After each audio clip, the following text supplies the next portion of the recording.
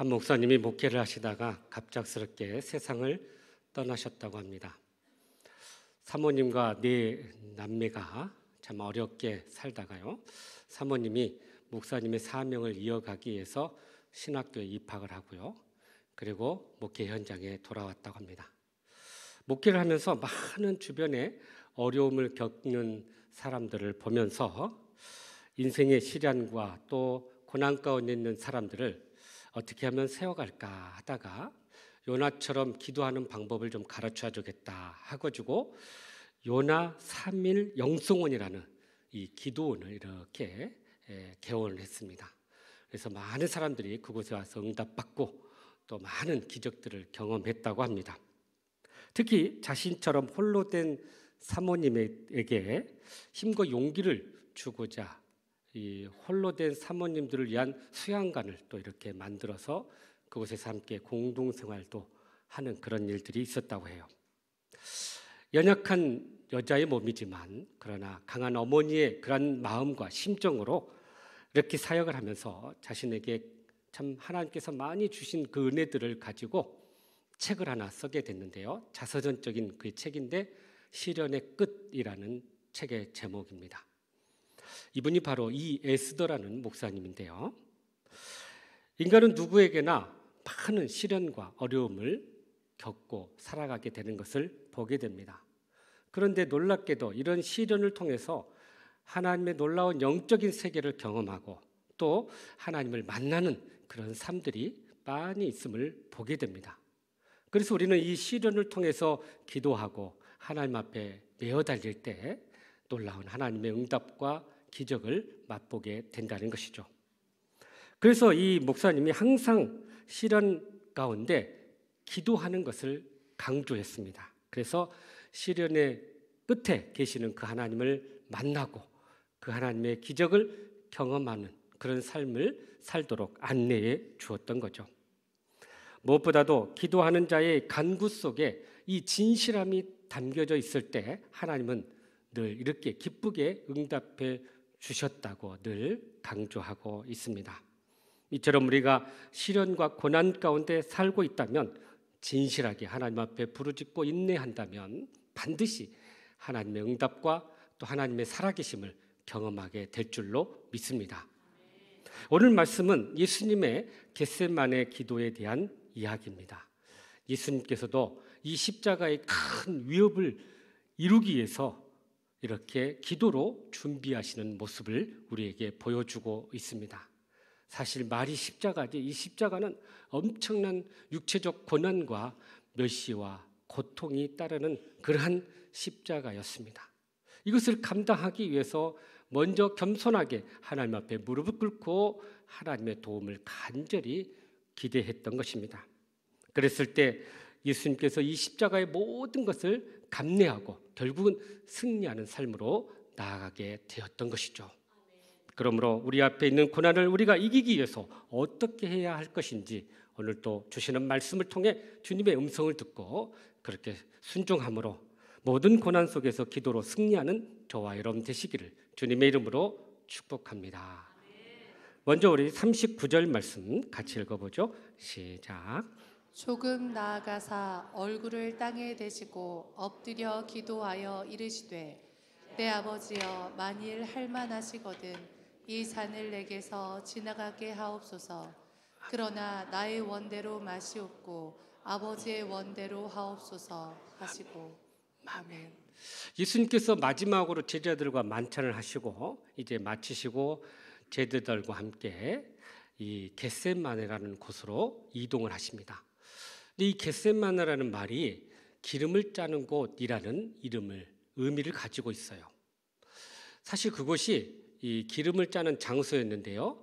그쪽에 많은 나무들이 있었습니다. 그래서 그곳을 감람원이다라고도 불렀습니다. 왜냐하면 감람나무가 많이 심겨져 있는 그러한 곳이었습니다. 이 감람나무가 뭐냐면 사실은 그 열매가 올리브였어요. 그래서 이 올리브 열매를 따가지고 기름을 짜면 그것으로 해서 많은 음식에 넣어서 또 혹은 이 치료약으로도 이렇게 사용을 하는 그런 곳이었어요. 그래서 이곳에 기도하러 가셨는데 마치 예수님께서 이 십자가의 큰 위협을 이루기 위해서 정말 이 땀방울이 핏방울 되는 것처럼 자신의 온몸을 짜내어서 이렇게 하나님 앞에 기도했던 것을 우리가 이렇게 상징적으로 알게 됩니다. 그래서 예수님의 그 기도가 얼마나 간절했는가를 우리가 알게 되는데요. 그런데 여기 보니까 예수님께서 어떻게 기도했냐면 얼굴을 땅에 대시고 엎드려 기도했다라고 이야기하고 있습니다. 그러니까 하나님 앞에 최고의 존중하는 마음, 또 하나님을 경외하는 그런 마음으로 납작 땅에 엎드려 하나님 앞에 기도하는 그런 모습을 우리에게 보여주고 있어요. 겸손히 하나님의 뜻을 구하는 그러한 자세를 취했던 것입니다. 그렇게 예수님께서는 목숨을 건 십자가의 고난을 앞두고 하나님 앞에 자신의 모든 것들을 내려놓고 겸손하게 하나님의 뜻을 구했던 거예요. 자신의 어떤 성공이나 또는 생존이나 안일함을 위해서 구하지 않고 또 고난의 이 십자가를 피하기 위해서 또 이렇게 외면하기 위해서 구한 것도 아니었고요. 오직 예수님께서 구했던 것은 나의 원대로 마옵시고 아버지의 원대로 되기를 원한다라고 기도했다라는 사실이에요. 바로 여기에 우리의 기도의 목적이 나옵니다. 여러분, 기도는 우리의 원함을 위한 기도가 아니라 하나님이 원하시는 기도가 되어야 한다는 거예요. 우리의 뜻을 구하는 것이 아니라 하나님의 뜻을 구하는 기도가 되어야 한다는 것입니다. 많은 경우에 우리가 기도할 때 마치 마술 상자를 열어서 금 나와라 뚝딱, 은 나와라 뚝딱 하는 것처럼 우리에게 구하는 것을 구하는 것이 기도인 줄 압니다. 그래서 우리의 소원이나 바람을 구하는 것으로 생각할 때가 참 많은데요. 그러나 예수님은 우리에게 기도의 모범을 보여주시면서 우리가 구하는 것이 아니라 하나님의 뜻을 구하는 것이 기도다라는 것을 말씀해 주고 있습니다. 한 초등학생이요, 갑자기 엄마와 함께 새벽 기도에 나아갔다고 합니다. 그러면서 하나님 앞에 이렇게 기도했답니다. 하나님, 우리나라 수도를 부산으로 옮겨주십시오. 그랬대요. 엄마가 그 말을 듣고 아니 너 왜 그런 기도를 하니? 그랬더니 사실 어제 시험에 우리나라 수도를 부산으로 썼어요. 그랬다는 거예요. 그러니까 자기의 소원을 이루기 위해서 이러한 기도를 한다는 거예요. 여러분, 진정한 기도는 내가 원하는 것이 아니라 하나님이 원하는 것을 구하는 것입니다. 내 뜻을 구하는 게 아니라 하나님의 뜻을 구하고 하나님의 영광을 구하는 것이 진정 기도의 삶이라는 것입니다. 오늘의 교회에서 사역하다가 새로운 교회를 개척한 한옥 목사님이 쓴 책이 하나 있어요. 기도, 하늘의 능력을 다운로드하라라는 책인데요. 여기서 이런 이야기를 소개하고 있습니다. 기도가 무엇인가를 소개하는데 유진 피터스 목사님의 말을 인용해서 이런 말을 해요. 기도는 우리가 하나님께 대답하는 언어이다라고 이야기합니다. 그러니까 우리가 기도해놓고 응답을 기다리는 게 아니라 하나님의 뜻을 먼저 구하고 하나님께 기도하고 기다리는 거다는 거예요. 그러니까 이메일을 막 해가지고 하나님 제가 이런 기도 제목이 있어요 하고 막 보내놓고 이렇게 답장을 기다리는 게 아니라 기도는 쌍방이라는 거예요. 마치 카톡 하는 것처럼 하나님께 올리고 하나님의 말씀을 듣고 그렇게 하나님의 뜻을 찾아가는 것이 기도다라고 이야기하고 있습니다. 그래서 내 마음대로 하나님을 움직이려고 하는 기도가 아니라 하나님의 뜻에 내 마음을 맞추겠습니다 하는 것이 진정한 기도라는 것입니다. 여러분, 우리의 기도의 영성이 깊어질수록 우리는 하나님을 설득하는 수단으로서 기도가 아니라 내가 하나님의 뜻에 맞추겠습니다 하는 그러한 기도가 이루어지게 된다는 거예요. 그래서 우리가 이 기도를 통해서 결국 하나님의 뜻을 분별하게 되고 그 하나님의 뜻을 순종했을 때 하나님의 뜻이 우리 안에 이루어지게 될 줄로 믿습니다. 이렇게 우리가 항상 하나님의 뜻을 구하는 기도를 드릴 때 우리 안에 이러한 놀라운 응답이 임하게 된다는 사실이에요. 그래서 우리의 기도가 항상 하나님에게 초점이 맞춰져야 한다는 것입니다. 작자 미상에 하나님은 3등입니다라는 시가 있는데 이런 내용이 나옵니다. 나에게 하나님은 3등입니다. 내가 하고 싶은 일 다 하고 그 다음 해야 할 일도 다 마치고 그 후에 여유가 있을 때 나는 하나님을 만나 줍니다. 어려운 일이 생길 때도 하나님은 항상 3등입니다. 내 힘으로 해보고 그래도 안 되면 내 가까운 사람에게 도움을 구하고 그래도 안 됐을 때 하나님을 부릅니다. 그런데 하나님은 항상 나에게 1등이셨습니다. 무슨 일이 있어도 내가 부르기만 하면 하나님은 달려오셨습니다. 아무도 내 곁에 없다고 생각했을 때 하나님은 항상 내 곁에 계셨습니다. 나도 하나님을 1등으로 생각했으면 좋겠습니다.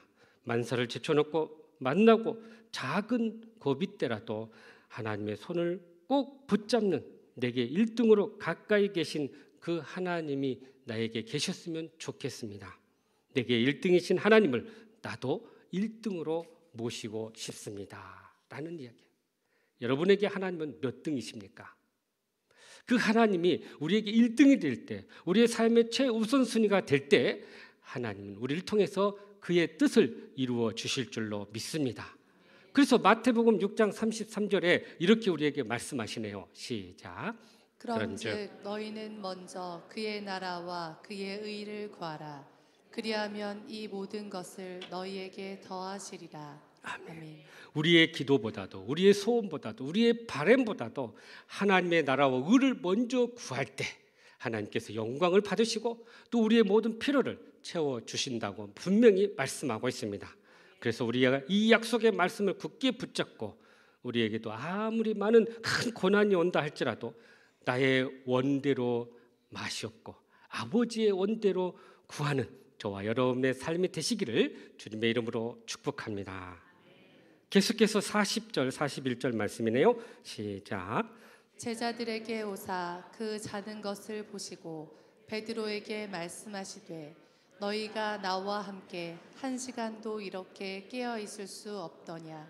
시험에 들지 않게 깨어 기도하라. 마음에는 원이로되 육신이 약하도다 하시고. 아멘. 예수님께서 이렇게 땀방울이 핏방울 되도록 간절히 하나님 앞에 기도하고 있는데요. 그런데 제자들 옆에서 육신의 피곤함을 이기지 못하고 졸고 있었던 거예요. 사실 아까 불과 몇 시간 전만 해도 같이 식사할 때 제자들이 한 말 있어요. 아무리 다른 사람이 다 줄을 버려도 우리는 절대 줄을 버리지 않겠습니다. 베드로와 그의 제자들이 고백했던 그런 내용들이에요. 그런데 주님이 이렇게 십자가의 고난을 앞두고 간절히 기도하고 있는데 이들은 그들의 그러한 심각성을 느끼지 못했어요.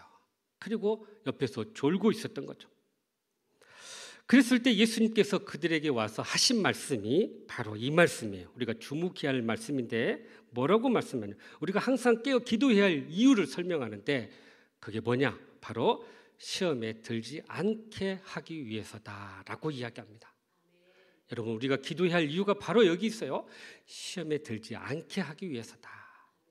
여기 이 시험이라는 말은요, 영어로 temptation, 유혹이라는 말이에요. 유혹에 빠지지 않도록 항상 깨어 기도하라는 거예요. 여러분 시험이라는 이 단어에 영어 표현이 3개가 있습니다. 하나는 테스트. 이것은 뭐냐면요, 우리의 믿음을 하나님이 테스트하기 위해서 시험을 주신다는 거예요. 예를 들면 하나님께서 아브라함에게 그의 믿음이 얼마나 있나 하고 그의 아들을 제물로 바쳐라 했을 때 이 시험은 바로 테스트였던 거죠. 또 하나 시험을 영어로 뭐라고 하냐면 트레일이라고 하는데 이것은 우리가 이 경기장 트랙을 돌듯이 이렇게 트랙을 돌면서 훈련하는 거예요. 그러니까 이 시험은 우리를 영적으로 강화하고 훈련하기 위해서 주는 시험입니다. 예를 들면 이 하나님께서 이스라엘 백성들을 광야로 이렇게 내보내 가지고 40년 동안을 이 트레일의 과정을 겪게 하신 거예요. 그래서 하나님의 백성으로 이렇게 훈련해 가지고 약속의 땅인 가나안 땅으로 인도하셨던 거죠. 그런데 세 번째 바로 이 템테이션, 유혹, 이것은 우리의 마음속에 우리의 욕심과 정욕이 앞설 때 우리가 시험에 빠진다는 거예요. 그러니까 앞에 2개는 하나님께서 우리의 믿음을 테스트하고 연단하기 위해서 주시는 시험인데 이 뒤에 템테이션은 우리가 욕심에 들어있을 때 이 유혹에 빠지게 된다는 거예요. 여러분 그러니까 우리가 이 시험이 어디서 왔는지를 잘 분별해야 돼요. 예를 들어서 하나님께서 나를 테스트하려고 주는 시험은 어떻게 해야 될까요? 믿음으로 이것을 이겨내야 돼요. 믿음으로 순종해야 돼요. 두 번째, 하나님께서 나를 훈련하고 연단하려고 내 믿음을 강화하려고 하는 시험이 왔다면 그것은 우리는 인내하고 견뎌내야 돼요. 그럴 때 우리가 이 시험을 통과하게 되는 거예요.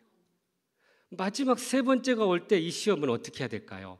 이것은 내 욕심과 욕망에서 나오는 시험은 우리가 대적하고 물리쳐야 돼요. 그래야 우리가 이것들을 이겨낼 수 있는 거예요. 그런데 오늘 예수님께서 이 시험이 우리에게 오는데 이것을 이겨내기 위해서 항상 깨어 기도하라 라고 이야기하고 있어요. 여러분, 우리가 살면서 얼마나 많은 시험들이 있습니까? 참 많은 유혹과 시험들이 있어요. 이렇게 조금만 나가면요, 참 얼마나 많은 시험들이 있는데요. 이 관계적인 시험도 있고 죄악된 시험도 있고요. 요즘은 얼마나 여러분 마약이 우리 가까이 왔는데요. 그것이 저는 멀리 있는 줄 알았어요. 그런데 주변에 보니까 이렇게 가까이 와서 학생들한테, 대학생들한테, 직장인들한테 이렇게 가까이 와 있다는 거예요. 그런 시험들이 끊임없이 있어요. 죄악된 이 삶 속에 우리가 살아가면서 많은 시험에 우리가 노출되어 있다는 거예요. 그것을 우리가 이겨내기 위해서 어떻게 해야 되냐? 바로 깨어 기도하라라고 말씀하고 있습니다. 그래서 우리는 이 시험의 그러한 모든 환경 속에서 이것을 이겨내고 극복하기 위해서는 기도로 승리해야 할 줄로 믿습니다.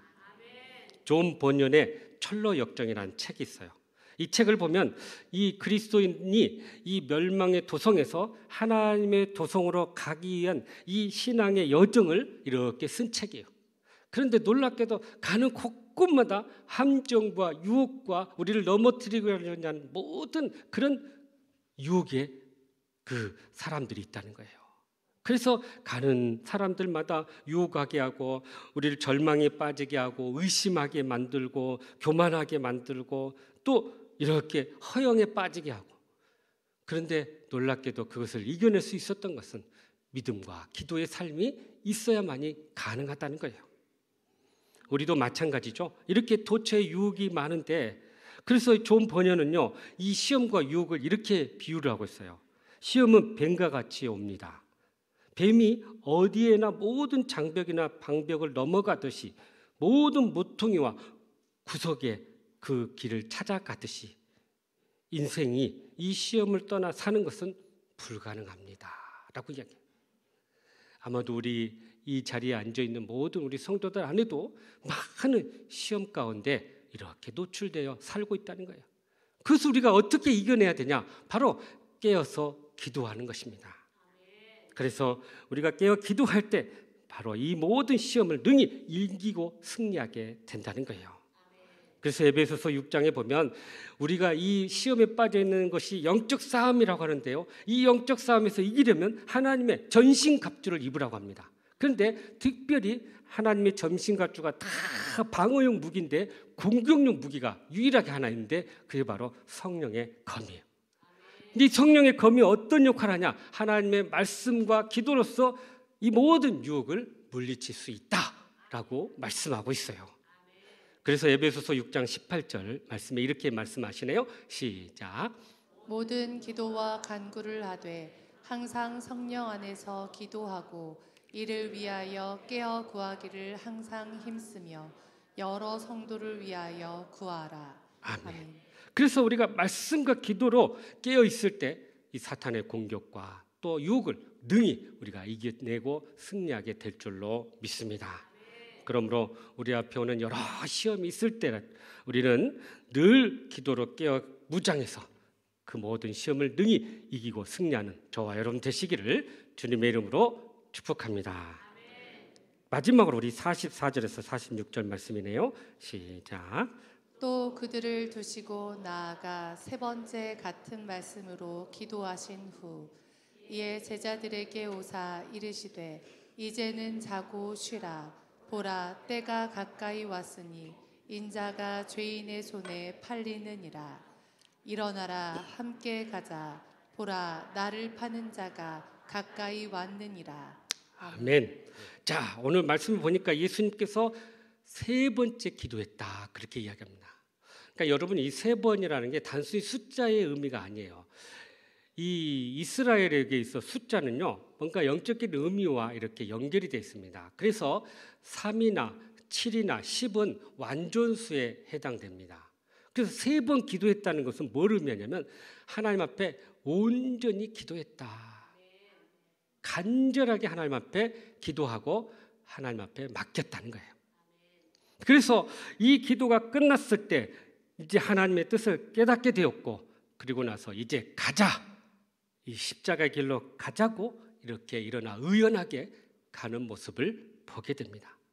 그러니까 3번 마지막까지 끝까지 기도의 삶을 통해서 하나님의 뜻을 깨닫고 결국 하나님의 뜻에 순종하며 나아가는 예수님의 모습을 우리가 보게 되는 거예요.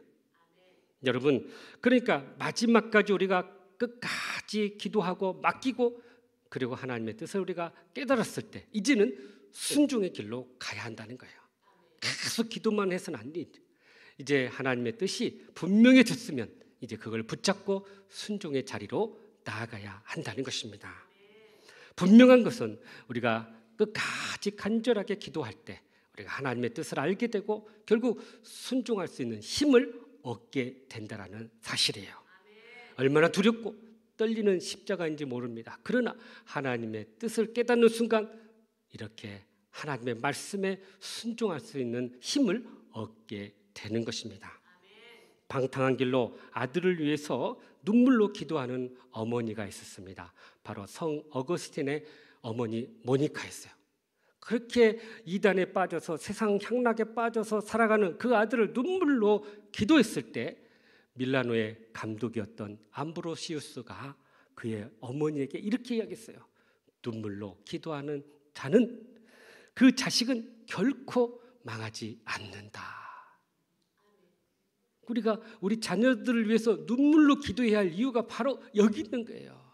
우리의 뜻대로 이렇게 따르지 않고 자기의 뜻대로 살려고 하는 이 자녀들은 우리가 눈물로 기도할 때 그들이 다시 주님 앞에 돌아오게 될 것이고 그렇게 하나님의 사람으로 세워지게 될 줄로 믿습니다. 그러므로 우리가 어떤 고난이 닥쳐올지라도 그 상황 속에서 끝까지 하나님 앞에 매달리고 눈물로 기도할 때 그 기도의 역사가 뜨겁게 일어나게 될 줄로 믿습니다. 세계적인 천재 바이올리니스트 박지혜라는 양이 있어요. 이분이 이 독일에서 태어나서 바이올리니스트인 어머니 밑에서 처음 바이올린을 배우게 됩니다. 근데 어렸을 때부터 아주 탁월한 실력을 발휘하게 돼서 각종 콩쿠르와 대회에 나가서 우승을 하고 입상을 해요.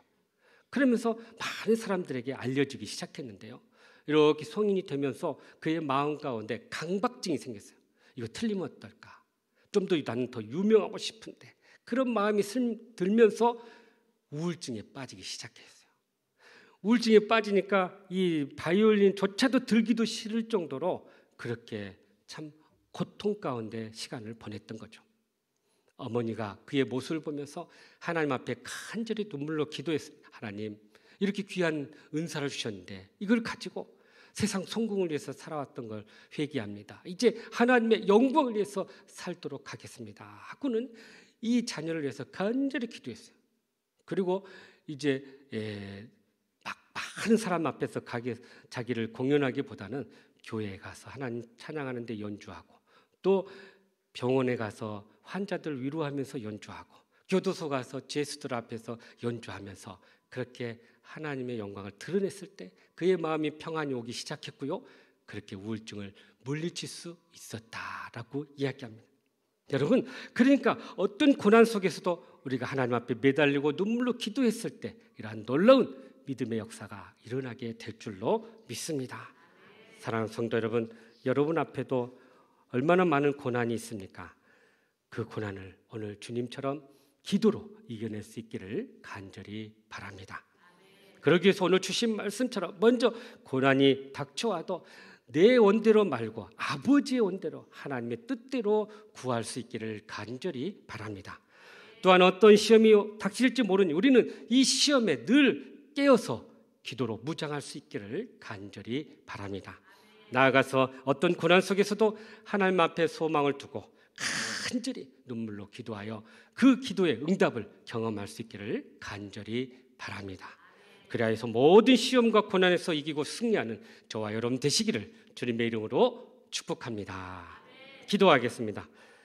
은혜가 풍성하신 하나님, 우리 인생길에 많은 시험과 고난이 있을지라도 주님처럼 우리가 끝까지 기도하고 또 하나님의 뜻을 구하면서 그렇게 승리의 삶을 살아가는 저희들 되게 하여 주시옵소서.